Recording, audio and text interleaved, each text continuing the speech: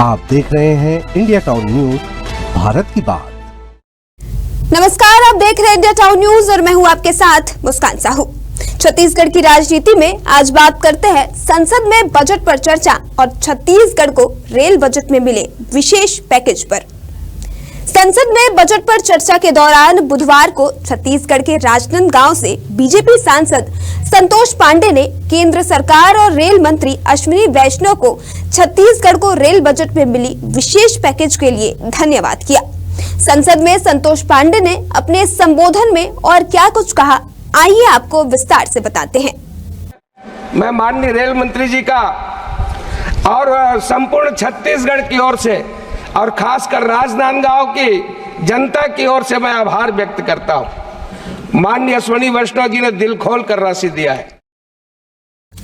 संबोधन की शुरुआत करते हुए संतोष पांडे ने रेल की उपयोगिता पर बात करते हुए रेल की तुलना पवन पुत्र हनुमान से करते हुए बताया कि जिस कदर कोरोना काल में रेल हॉस्पिटल में तब्दील हुई और लगातार ऑक्सीजन लाने का काम करती रही।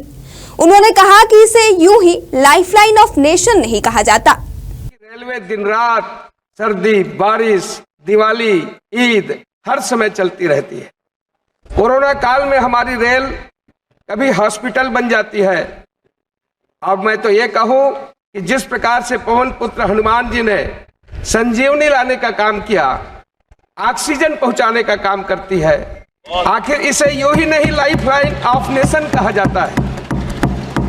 लाइफलाइन ऑफ नेशन हमारा रेलवे।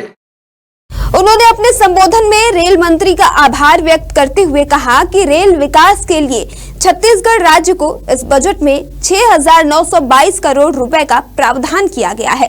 यह हम छत्तीसगढ़ वासी के लिए सौभाग्य की बात है।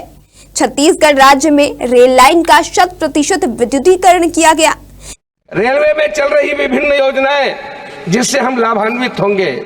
जारी बजट में मुख्य रूप से औद्योगिक विकास को बढ़ावा मिलेगा। उच्च घनत्व वाले नेटवर्क की भीड़ भाड़ को कम करने एवं मल्टी मॉडल कनेक्टिविटी को सक्षम बनाने भी विशेष ध्यान दिया गया है।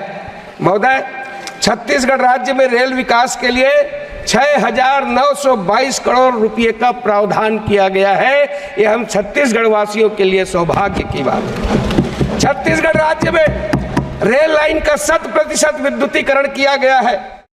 साथ ही 2014 से 2024 तक 31 किलोमीटर प्रति वर्ष विद्युतीकरण किया गया है। उन्होंने कहा कि 3,718 करोड़ की लागत से 2,731 किलोमीटर की 25 में रियल लाइन परियोजना का कार्य किया जा रहा है।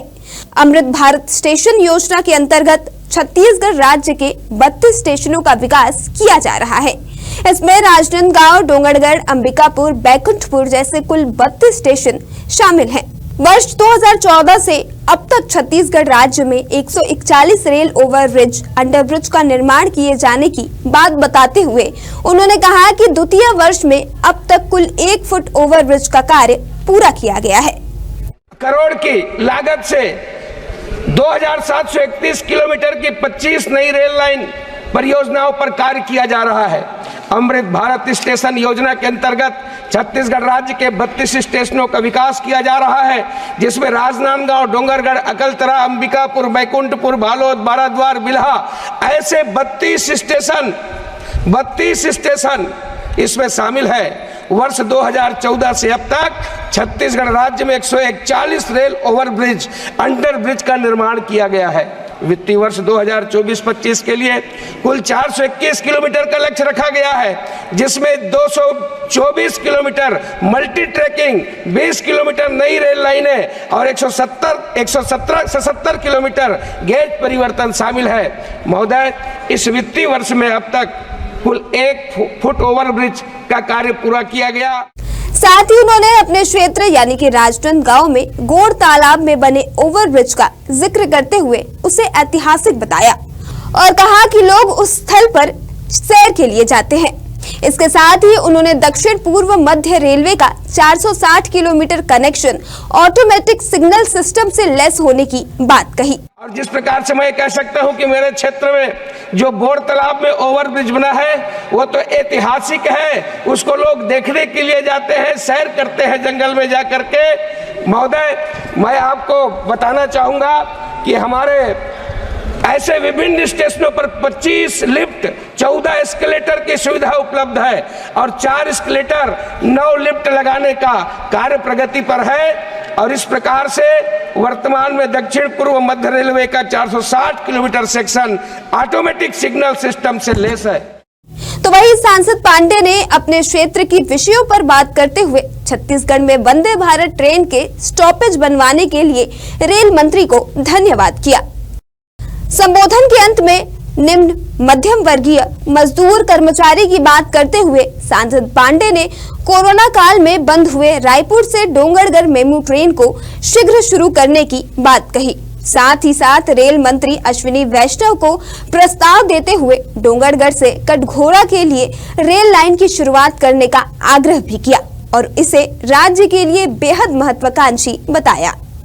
कोरोना काल में बंद रायपुर से डोंगरगढ़ मेमू ट्रेन जो बंद हो चुकी है उसे शीघ्र प्रारंभ करना चाहिए, जिसमें निम्न मध्यम वर्गीय मजदूर कर्मचारी उसमें यात्रा करते हैं। ये सबसे ज्यादा डिमांड इस मेमू की है। मैं आपसे निवेदन करना चाहता हूं और साथ ही साथ ये छोटी छोटी मांगे हैं जिसको मैं आपको बाद में रखूंगा जो स्टॉपेज की है, किंतु ये जो 2 है मेमू प्रारंभ हो और डोंगरगढ़ से कटघोरा ये नई रेल लाइन जो है बहुत ही महत्वाकांक्षी है, इसे शीघ्र शुरुआत करेंगे। इसके साथ ही मैं छत्तीसगढ़ को और इतना भारी भरकम बजट देने के लिए मैं आपका आभारी हूं। आपको बहुत बहुत धन्यवाद। बताते चले कि हाल ही में हुए लोकसभा चुनाव में बीजेपी ने छत्तीसगढ़ की कुल 11 लोकसभा सीटों में विशालकाय जीत दर्ज करते हुए कुल 10 सीटों पर अपनी जीत दर्ज की थी। फिलहाल आज के इस खास पेशकश में सिर्फ इतना ही। अब मुझे दीजिए इजाजत। नमस्कार। आप देख रहे हैं इंडिया टाउन न्यूज, भारत की बात।